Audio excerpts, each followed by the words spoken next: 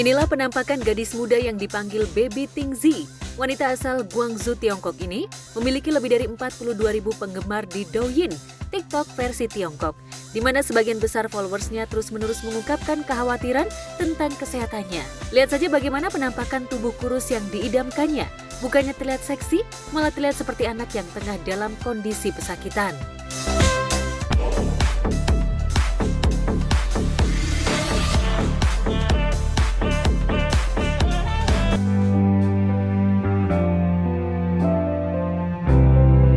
Meski sudah tampil kurus hingga berat badan turun sampai 25 kg atau ukuran berat badan tak lazim ini justru menunjukkan tampilan tubuh yang aneh karena berat badan ini sejatinya dimiliki orang seusia anak-anak. Namun gadis ini tetap terobsesi menurunkan berat badannya.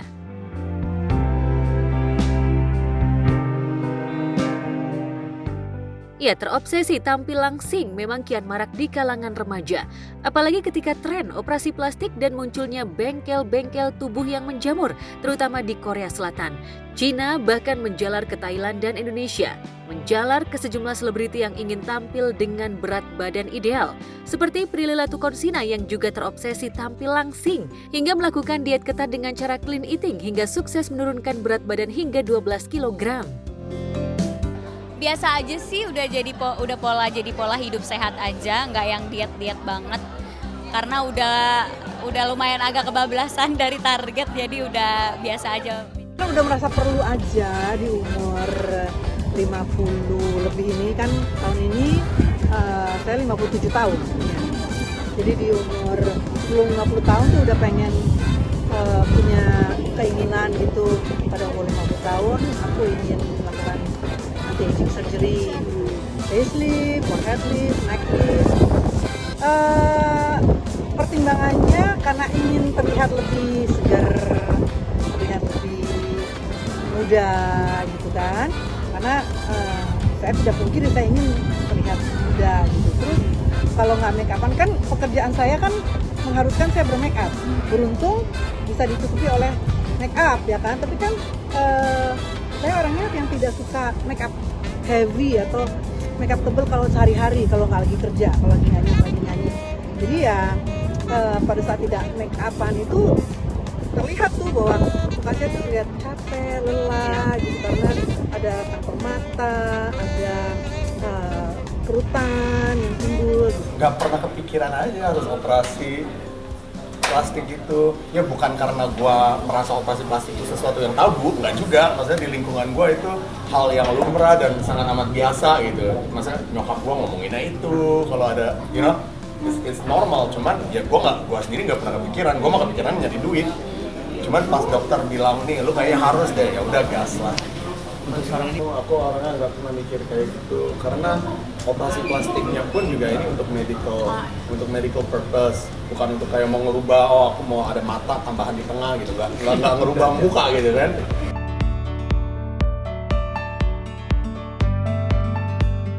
Belakangan dikabarkan jika berat Prilly saat ini menyentuh angka 37 kg, ukuran berat badan yang cukup ideal. Lantas benarkah proses diet Prilly normal atau ada petunjuk medis? Nggak ada sih, ini udah 39 jadi malah udah dibilang terlalu kurus. Jadi kayak udah ini aja makan biasa aja, yang penting sehat.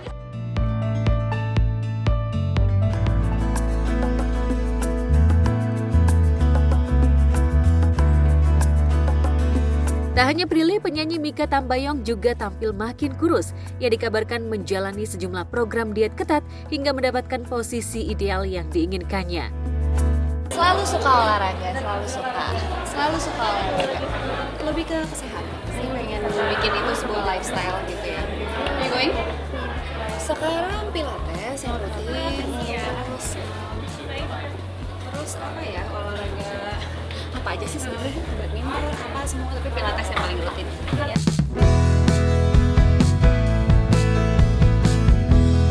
Lantas benarkah untuk membuat badan tirus, mereka hanya menjalani diet alamiah tanpa resep dokter atau justru dengan melakukan operasi?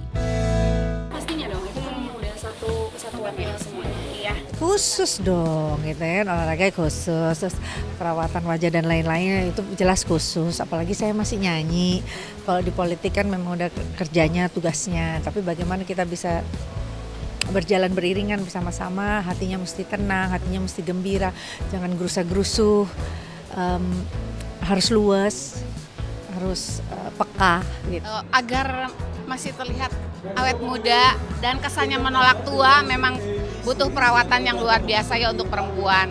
Tentunya menjaga kecantikan, merawat diri itu bukan untuk orang lain kalau buat saya, tapi buat suami, juga untuk kebahagiaan diri sendiri, itu yang utama.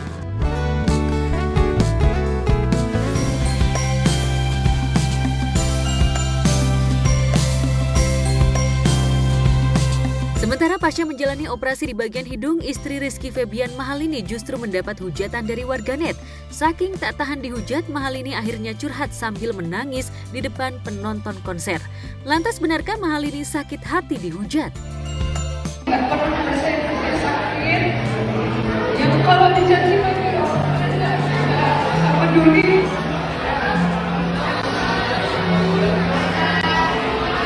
Karena saya tahu itu sudah menjadi dewasa.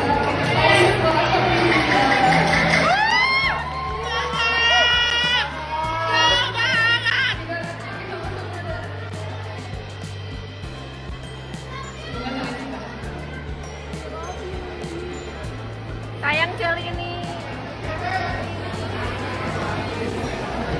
Yang semancung-mancungnya Anda pergi ke Timur Tengah itu hidungnya mancung-mancung semua tapi nggak semuanya cakep. Nah, kapan sebuah operasi rinoplasti itu memberikan efek baik secara tampilan itu pada saat dia harmonis. Jadi operasi kalau saya ya goalnya itu usahakan se-natural mungkin. Kalau bisa nggak kelihatan kayak dioperasi. Jadi bukan mancung tapi dari jauh kita lihat wah itu operasi.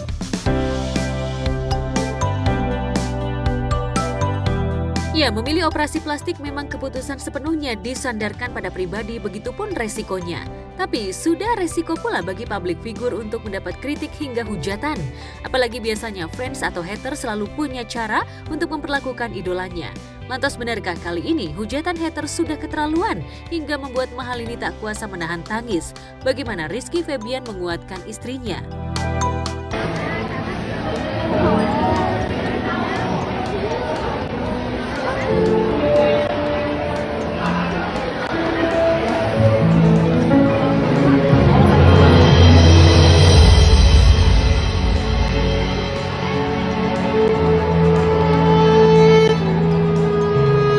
Harus dihindari dari operasi hidung itu adalah tension.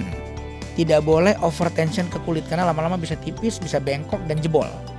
Nah, itu terjadi pada saat pemasangan L-shape implant yang terlalu panjang, terlalu berlebihan sehingga menekan hidung sampai ngedorong hidung sampai kejauhan.